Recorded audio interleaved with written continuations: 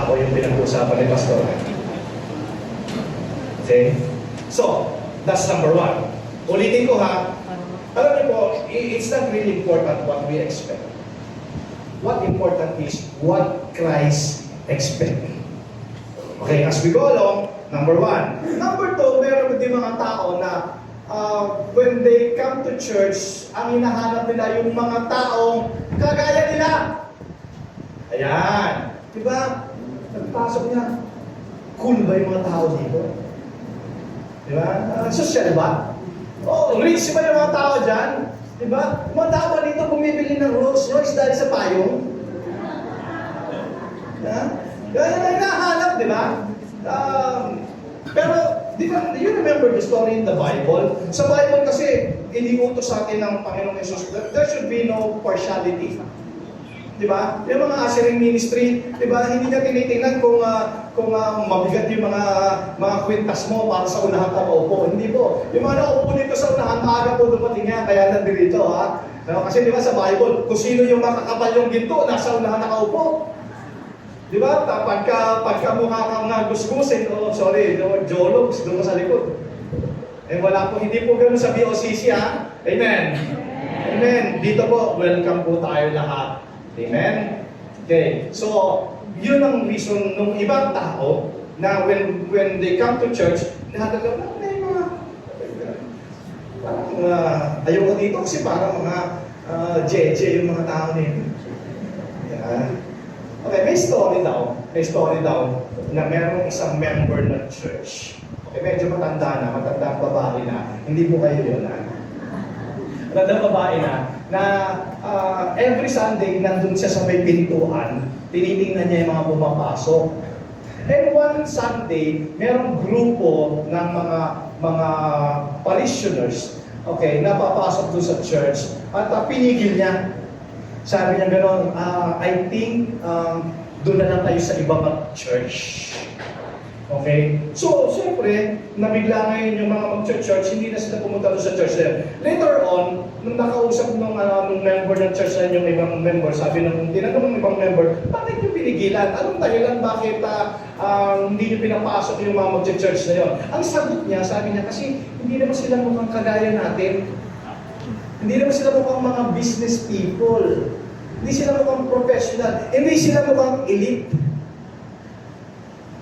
Amen? Some people, meron ganitong idea when they come to church. They want something that is meeting their needs. And meeting the needs of people just like them. So, hindi po tayo gano'n. Amen po ba yun? So, hindi tayo namimili. Basta ang tao may kaluluwa, welcome yun. Amen. May kaluluwa ba kayo? Amen. So, welcome po kayo. Di ba? So, hindi po dahil sa, iba itsura nito. Di ba? Ito, tinilan mo yan. Bakit? Ang kapal ng make-up. Doon na lang sa kabila. Amen. So, hindi po tayo ganon. Okay. Next. Some people come to church looking for a concert. Ayan na. Di ba? So, sa totoo lang, nakakatawa, pero meron po mga taong ganito talaga. Ang pag pumunta sila sa isang church, gusto nila ma-entertain. Ma-entertain. Gusto ka agad nila na makita ko na yung mga kagamitan nyo dyan sa church. Diba? Hindi natin, gusto ko isang booper nila dyan. Diba? Kumusta ba yung mga speakers nila dyan? Diba? Gusto nila, audience lang sila. Alam niyo yung gano'ng yung mga pumupunta sa church na audience lang sila. Late na dumating, una pang umuwi. Okay. Pero, pag nandun sila sa church, gusto nila, makita nila yung good performance. Amen? Hello, kaya yung mga kumakanta dito. Diba? Kailangan, ayoko na bumalik ng bakit kasi pumiyo kasi yung song leader eh. Diba? Gusto nila good performance. Okay. At ready sila to judge para ma-meet yung standard nila. Well, hindi ko po sinasabing kayo yun, ha? Pero, nagpapaalala lang po ako na kasi hindi ganito yung paghahanap ng church. Amen. So, ito yung para bang, di ba lagi nyo naririnig sa akin, para bang ito yung isang audience doon sa congregation na kantahan nyo ako. Music minister, kantahan niyo ako. Di ba? Tapos, pero naman tingnan, bago pumunta sa church, sige na tingin. Tingnan na, punta na ng church, nakakatatlong kanta na sila. Patapos na yun. Amen. Di ba?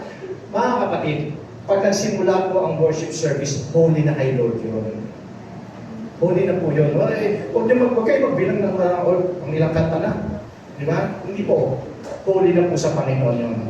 Okay. So, ang hinahanap nila, concert, hindi church eh. Ayoko na dyan kasi hindi naman naka-LED yung monitor nila. Kaya minsan, alam niyo pa, pag meron ako nakakausap, yung parang nagyayabang sila dahil, alam niyo, doon ako na-church sa yung sa mega church eh. Well, praise God, pero ang tanong, anong silbi mo doon sa church na yun? Audience ka ng mga talong. Diba? Meron bang contribution for the advancement of God's kingdom? Diba? Hello? Bato-bato sa langit, ha? Pag tinamaan, ikaw na yun. So, kailangan maganda yung tunog. Well, tama naman, dapat naman talaga. Sabi ko nga, alam niyo po, puri ng Panginoon na tayo talaga, pili talaga natin inaayos, even yung mga equipments natin. Kasi sabi nga, di ba, pag binasa mo nga ang Psalms 150, nandun lahat ng mga instruments. Kulang pa nga tayo eh. Baka meron pa rito marunong na magano, yung trumpet. Kulang pa po tayo kasi when you read the Bible, nandun lahat ng mga instruments. Okay? So, pag meron tayong drums, hindi na ang lugar na sa Diablo yan, kasi sa iba pang may drums, sa demonyo daw. Na-encounter ka na ba yun? Sabi ko naman, wala silang drums, pero meron silang piano.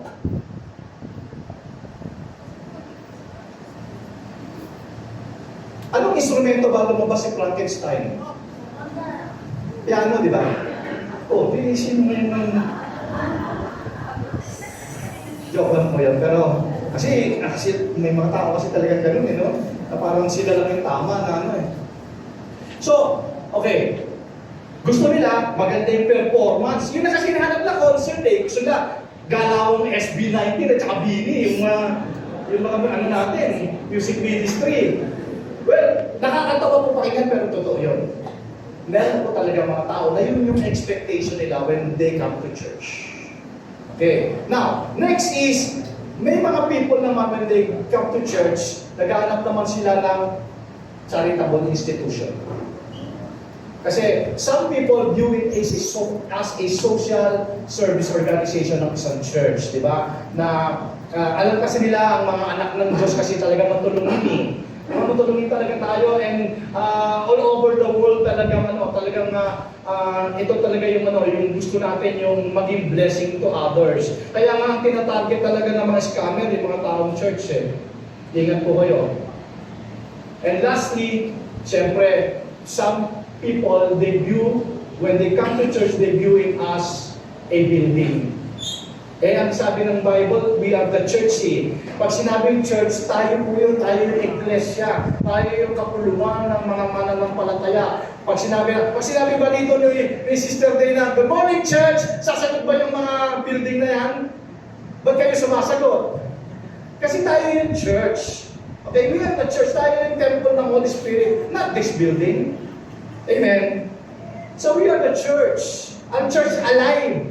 Amen. Kaya meron mga tao kasi na pag pumunta sa church, ang hinahanap nila yung structure, yung architectural design ng church. Diba? Gusto nila yung window, iba yung architecture, gusto nila na parang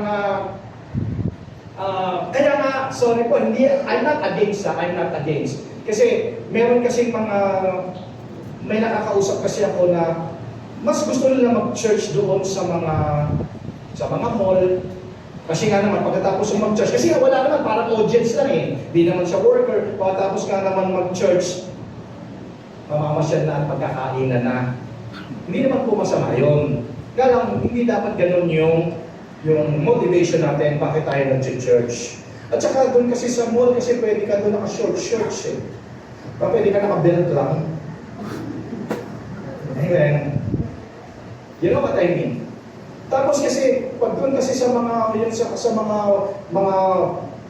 grand yung architectural ng building na yun. Siyempre, maraming mga artista. Kaya nangyayari ngayon, ang tawag doon, simbasyal. Pagkasimba mo, pasyal na. Amen? So, pero ang tanong is, ano yung naging part o contribution natin doon sa advancement ng kingdom ng Panginoon?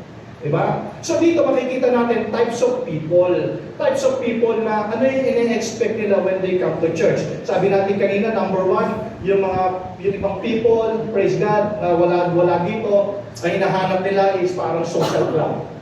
Diba? Para ma-meet yung kanilang recreational needs. Kaya tuloy, pagpunta nila ng church yun ang hinahanap nila. Naghanap sila ng coffee shop. Pero hindi ko masama yun, ha? Yung may coffee shop ang church, gusto ko magkaroon tayo dito ng coffee shop para hindi na kayo bibili sa labas. Okay, dito na lang yun. Pero, syempre, hindi yun yung motivation. And some people come to church kasi naghahanap sila ng kagaya nila. Diba? Kayo ko dyan kasi wala akong elite ako eh. Wala akong kagaya dyan. And some people, when they come to church, naghahanap sila ng concert place. Diba? Pag nasa concert nga, eto ha, tinan nyo ha. Sana makonding kayo. Pag nasa concert nga, grabe, nakapila ang aga pang dumating. Tama? Pagka nakikinig na lang ng tumutugtog na yung kung sino man ang nag-concert doon, di ba? Pataas-taas ka pa ng kamay. Diba? Pero dito hindi makapagtaas ng kamay. Tama? Mabigat pa doon yung iba, magbububat pa ng damit yun. See? Kung nagagawa nga ng tao sa mundo, pero ba't hindi natin magawa kay Lord? Diba? Ba't hindi natin magawa pagdating natin sa church, ibigay natin yung papuri natin sa Panginoon? And siyempre, another thing is yung akala nila when you come to church, isa itong charitable institution. Meron po tayong charitable institution, meron po tayong PCSO, nandiyan si congressman, nandiyan yung mga contractor. So, yun po. Sabi ko nga sa inyo, okay, maghanap po ba? May bili na sasakyan dahil sa payong, ha? Okay. Yung iba naman, hinahanap nila yung structure ng building. Okay, now, mga kapatid, there's no such thing as a perfect church.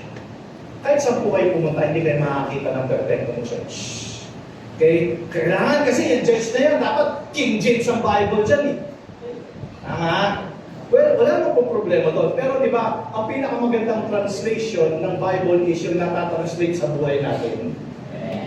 Tama? Amen?